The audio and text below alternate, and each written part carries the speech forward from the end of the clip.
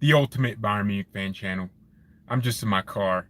And, I thought, hey, George, you've really been doing a lot of videos on Barcelona. You've been enjoying their demise. Shouldn't you at least explain to people why you enjoy smoking on that Barca pack?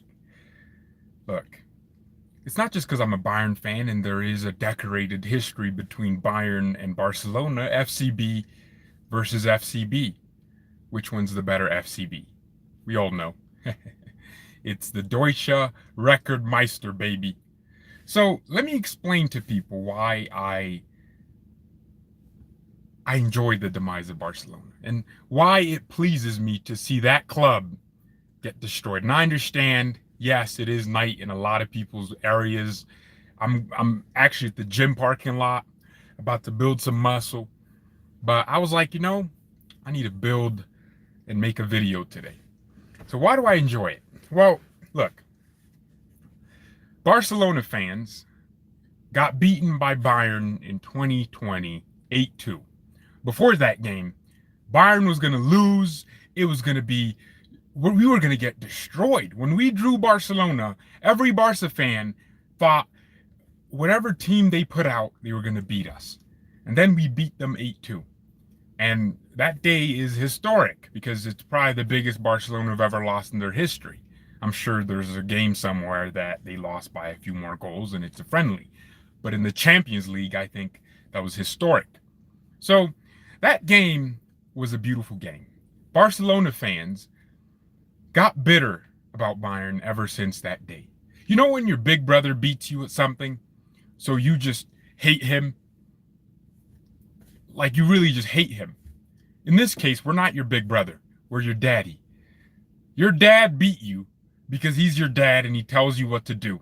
And you got angry, you're a cuckface. So anyways, Barcelona fans from that day decided we hate Bayern. We really despise Bayern. Bayern is our enemy. And to be fair, I can respect that.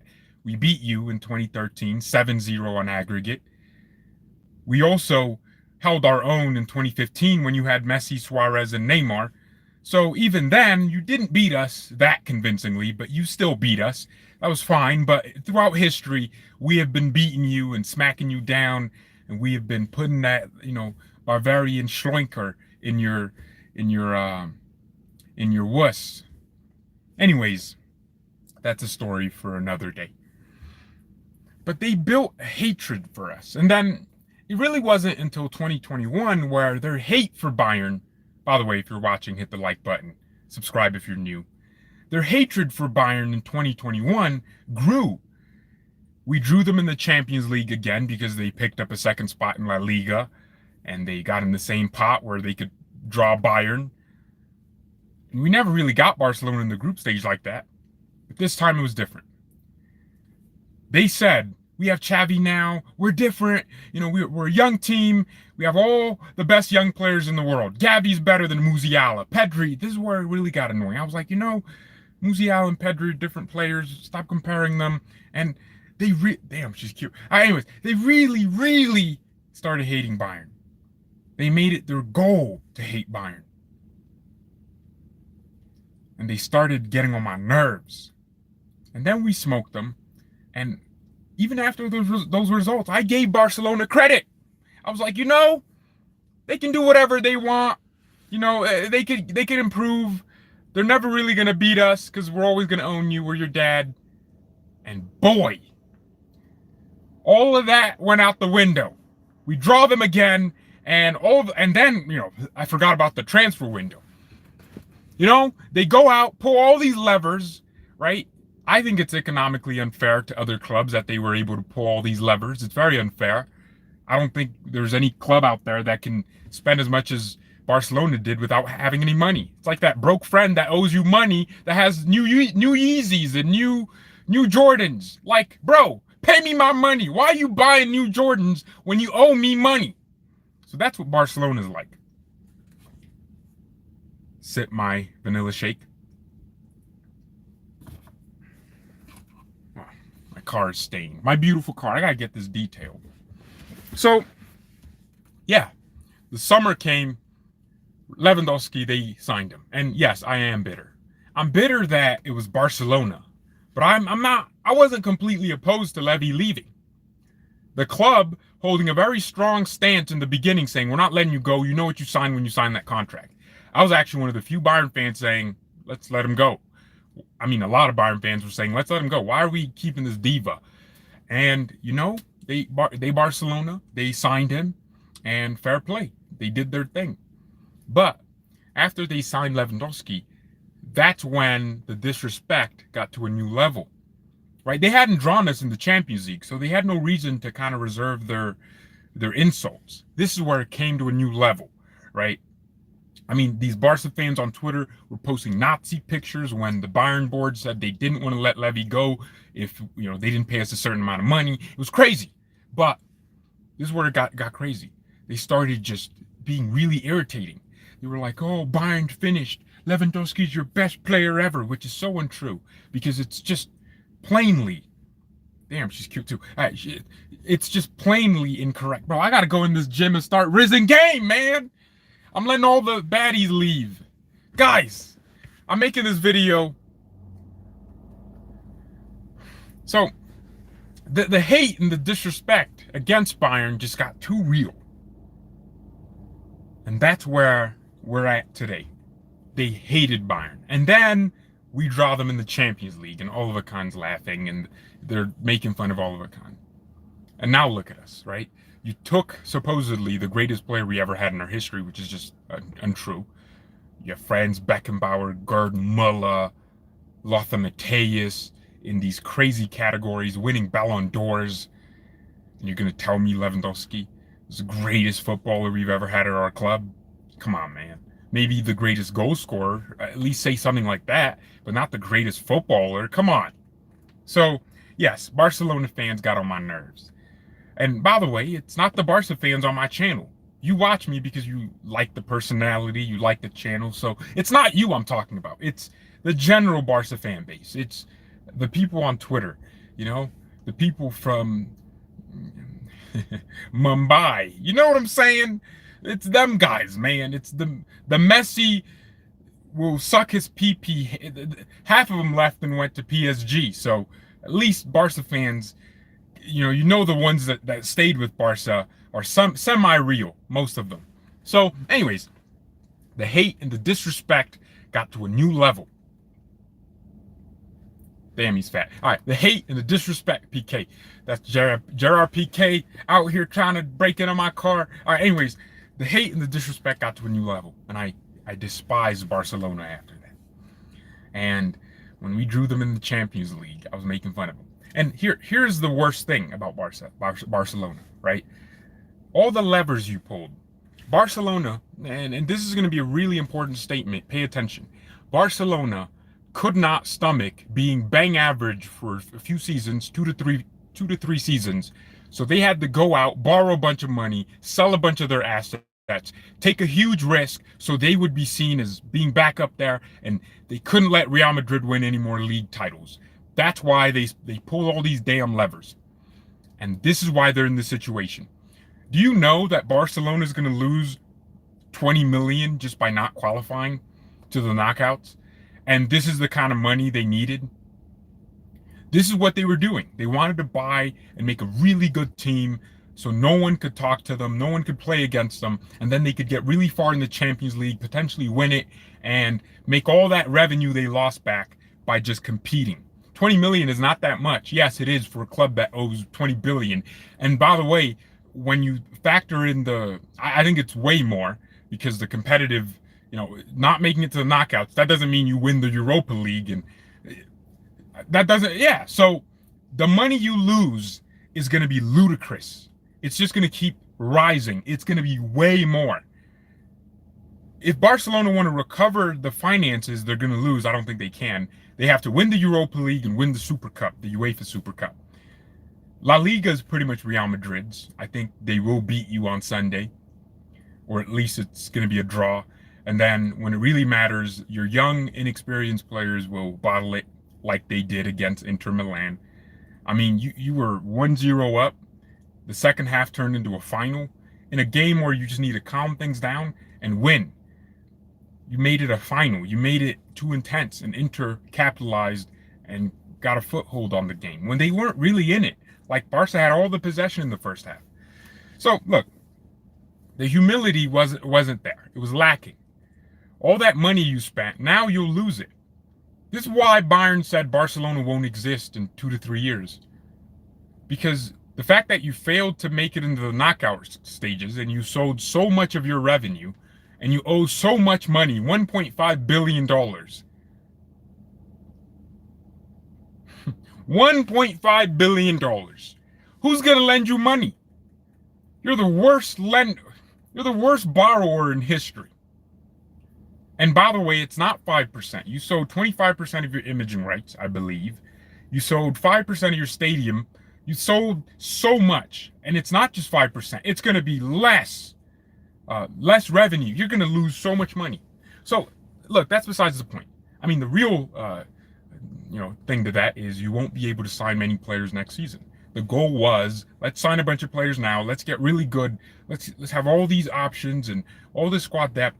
And then we can win the Champions League. We can get far, at least, maybe to the quarterfinals. And then we can recuperate all this revenue by just playing in the Champions League and getting far in the competition. Because, yeah, the Champions League is very ludicrous for money. Bayern make a lot of money from winning all these group stage games. But you lost a bunch of group stage games. You're in the Europa League. Your commercial revenues will go down. Who's going to want to sponsor a team in the Europa League twice? So every sponsorship deal you get is going to be less in time frame. When Bayern get a deal, it's like 5 years. When you get a deal, it's going to be 2 seasons. We'll sponsor you for a year. And you already burnt a bunch of bridges. So the ego inflated delusions just led them to take unnecessary high risk. My car is still on. I'm burning fuel so I can make this stream for you. So listen to me when I say this. I'm not a expert businessman, but I have ran businesses. In fact, right now I do run a business, and I am the business, baby. But let me explain something to you. You do want to take risk, but you never want to sell your assets. You always want to increase your assets and reduce your liabilities. Barcelona have an innumerable amount of liabilities and less assets and more debt. And that's the problem right now. You could not stomach being a bang average club. Bayern were average. We were terrible under Niko Kovac. The club understood, damn, Arjen Robben, Ribery, they got old. We got to start thinking about how we, replace them. We had Gnabry from 2017, who was on loan for 2 seasons at Hoffenheim, and was it Stuttgart? No, it wasn't Stuttgart. Werder Bremen, respectively. So we had Gnabry coming up to be the next winger. We had Kingsley Coman, we got from Juve 2015, but he didn't ever really click for us until maybe the last 4 seasons. Kingsley Coman, he was always getting injured, and when he did play well and do some things, he was always immature on the ball. And it's only now we're starting to get a final form Kingsley Coman, right? But we knew we got to start replacing Arjen Robben and Ribery. You notice how we didn't just terminate Ribery and take a pay cut, leave, and it's like we never panicked. Right? Under Niko Kovac, people were saying Bayern's over. We were going to lose the league to Dortmund if Dortmund weren't bottlers like that. But guess what? We calmed down and said, all right, Kovac, you're going to get a few more months. We're not going to sack you right here. You're going to, just keep us in the Champions League, please. Right? Let's just stay there.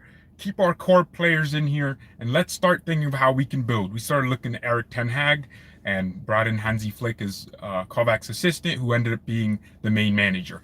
In that time frame, we got Alphonso Davies in 2018, and it wasn't until a year and a half, of Davies just being here, he was playing in our second team, that he actually got a chance when Alaba got injured and Boateng got injured. We needed a left back, and then Alaba went to center back. Alaba was not injured. He just moved to center back. And then we found this new system that worked. Niko Kovac discovered it, and Hansi Flick continued it. That's how Bayern handled our L period. Every club has it. Real Madrid had it, when they lost to Man City and PSG, when they were just terrible in the Champions League for about 4 seasons or 3 seasons. After 2018, you had, a 2 to 4 year time span where Real Madrid just weren't doing a thing. And now they're winning it. Now they have a team that's crazy good and a manager that's competent. See, we didn't try to rush into something, right? We won 2 UCLs in 20 years. Are you stupid? Dude, 2013, 2020. How is that 20 years? How is that 20 years, bro? And how is that 20 years? The Barca fans, man, they just don't see math. So, look, we were crap under Niko Kovac, but we understood. We had humility. Bayern fans weren't piping up talking about we're the best team in the world. When Liverpool beat us in the round of 16s in 2019, it hurt me. But I was like, we kind of deserved to lose that. They beat us in our own stadium, and we drew to them at Anfield. We were the one team not to concede to Liverpool at Anfield for years. But we were humble, and we rebuilt. And we have been going from strength to strength. Now, if you look at us, we have a core of 34-year-old players that will eventually go. And then we have a bunch of 25, 26, 27, these young, in their prime players. And then we have another generation, Musiala, Davies, you can put Tell in there, these, and Gravenberch, these young, gunners that are going to be, shooting in maybe 4 seasons. And even if we lose one of these players and one of them just leaves us, we're okay. Alaba left us, it sucked. We have Lucas Hernandez. So it's not that we're always good. It's that we're always prepared. Even when we are bad, we're not that bad. But Barcelona, unprepared. 3 presidents or something. And Laporta took a risk. Joan Laporta took a risk. I respect him for taking the risk. He knew if I get a bunch of money and spend it, we might get somewhere. And then I'll be the guy that rebuilt this club. But Bayern don't do that. And smart people don't do that. Barcelona fans should have just been like, all right, we'll be crap for maybe 3 seasons, but we still have Messi. But we don't have a bunch of debt. This was back then, right? But what we can do is rebuild. But we have La Masia. You didn't need to go and get Koundé and Lewandowski. You could have just been like, all right, we have Araujo, and we can use these young players, and we can get a free transfer in Kessie. Let's keep the young happy. Let's keep these core players here. But, what you decided to do was sign a bunch of players, and now you have a really good team in the Europa League. Who cares if you win the Europa League? Because you lose so much money, and you can't spend next summer. So if you have an issue, if Lewandowski slows down, you can't buy the next thing.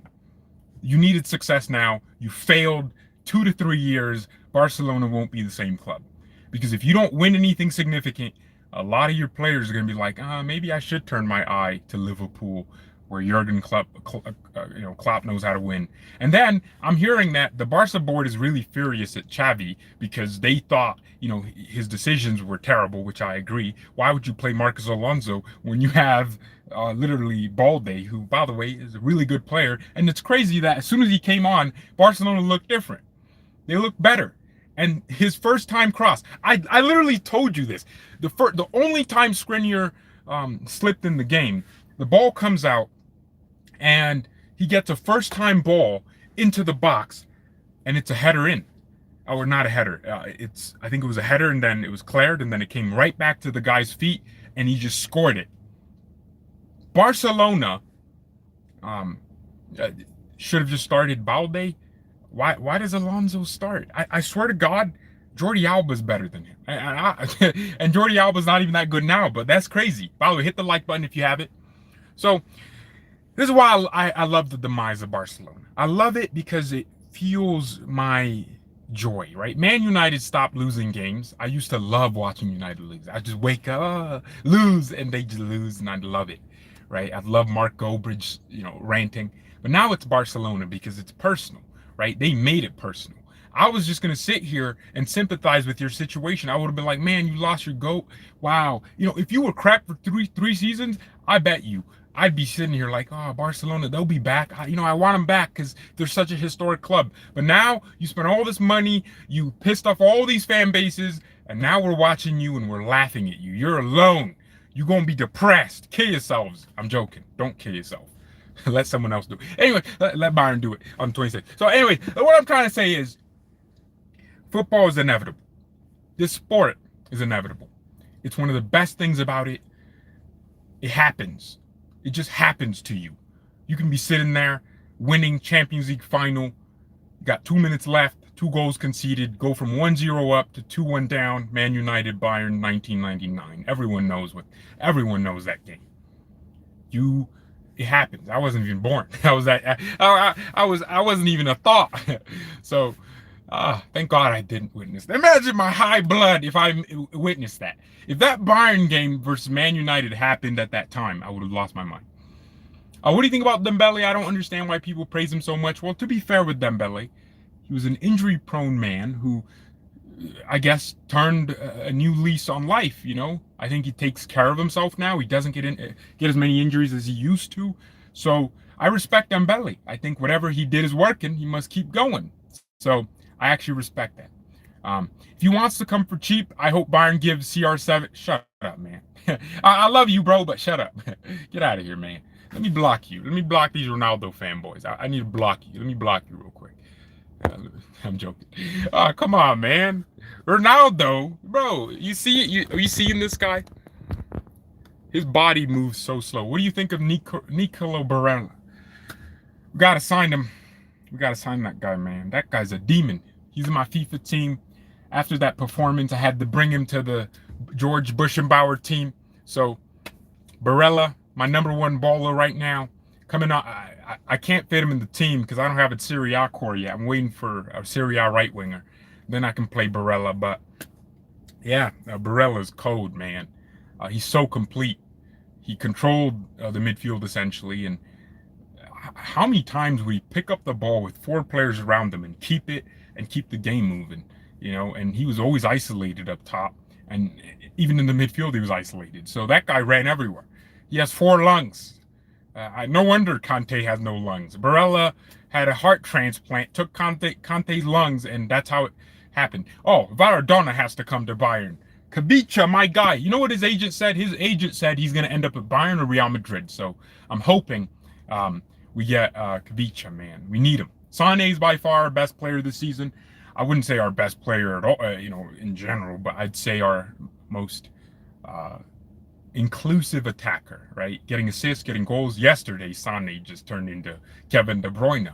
Leroy Orzo out here, man. He was just setting up dimes out here with these passes. So Leroy Sané is in the form of his life.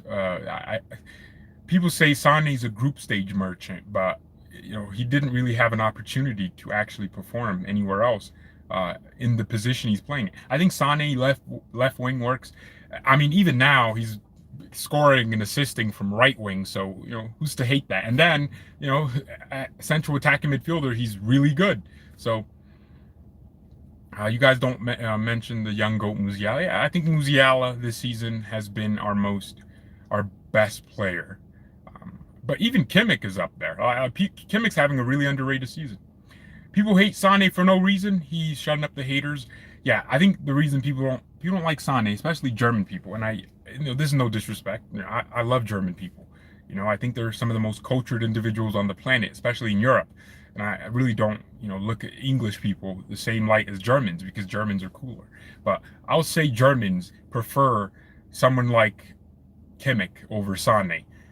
And not positionally. I'm saying they want Kimmich because he's efficient, works hard, and shows just enough talent, to be world class, but not too much to be seen as a showboat.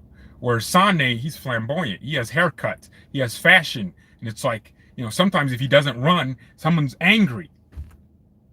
God, I'm letting all the baddies leave. Guys, I'm streaming here, so y'all. She was bad. I'm seeing all these baddies, man. Every time I walk in there, they all leave. And then when I'm leaving or coming in, they're all coming in or they're leaving. It's, I need like a period in the day where all the baddies, no sausage fest. I don't want to see dudes at the gym. Come on. I come to the gym, not to work out, but to talk to baddies, to pull tens. There was this baddie, man, I've been talking to. And she's so boring, man, but she plays football. She plays football. Doesn't look weird that you were talking to yourself? No. No, I'm not talking to myself. I got 57 people in here, mother zucker. 58. 58 now. All right, well, everyone, didn't do a show today. I was really busy. But now I'm at the gym. Got to head back home.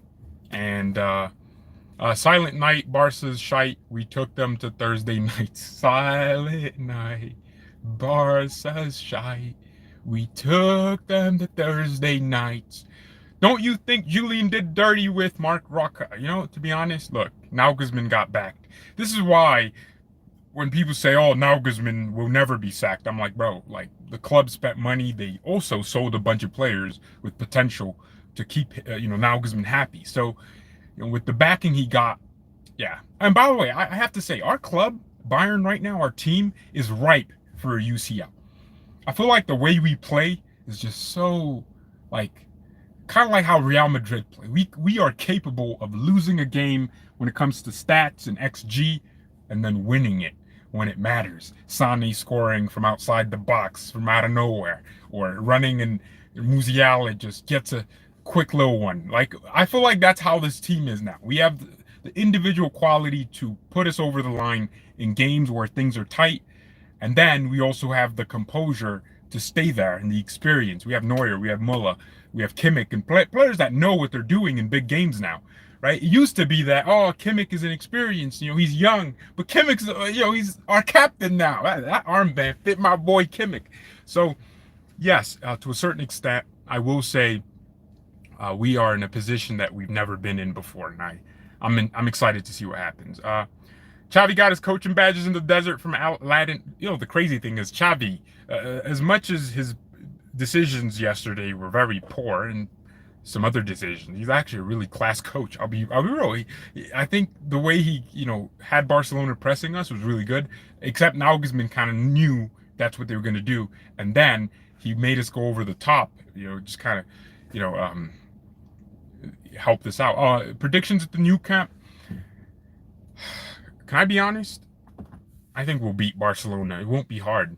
I think before the game, if Inter lose, I swear to God, if Inter lose the Pilsen, I'm moving to Italy, and I'm becoming an AC Milan ultra, and I'm assaulting anyone from Inter's team, bro. If you lose the Pilsen, if you dare, after all this smoke I've been putting to Barca, taking my shirt off, doing all that. I watched that yesterday. I was like, why did I do that? That was so stupid. Now the internet has my nipples. The internet can see my nipples. Why did I do that? Anyway, if Barcelona qualify out of this group because Inter lose to Pils, I'm gonna lose my mind. I'm losing my mind. I'm moving to Italiano, and I'll kill everybody. I'm gonna start moving like Hamzat, man. I kill everybody. Come on, don't you dare lose. What do you say to Kane? What do you say to rumors about Kane to Bayern? All right, that's your question. Harry Kane said, obviously, Bayern's a good club. Tottenham is a top club. Bayern's a top club. But I hook is on Tottenham right now. That's what he said. So basically, I don't know what he said.